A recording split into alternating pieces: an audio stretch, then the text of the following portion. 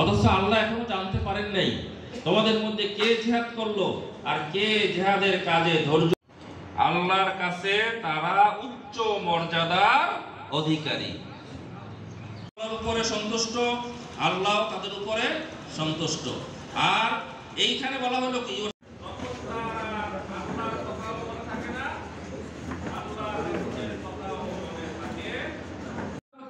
একের মতো আর আমল হচ্ছে শূন্যের মতো। একের পরে আমাদের ইমানের মধ্যে কি যেন গন্ডগোল আছে।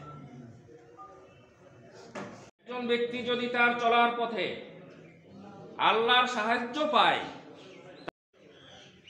৫ নম্বর নাসরুম মিনাল্লাহ, আল্লাহর ভালোবাসেন। সূরা মায়েদার ৫৪ নম্বর আয়াত।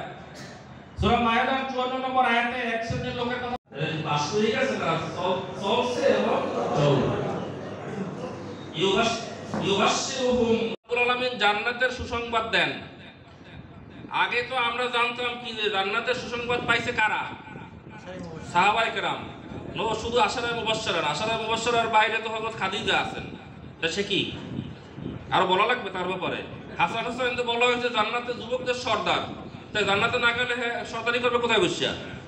১০ জন ভিন্ন জিনিস, কিন্তু সাহাবায়ে কেরাম আর তাকে জান্নাতে যাইবে। সুতরাং এই ১০ জনের এই তথ্যটা আসলে সঠিক না।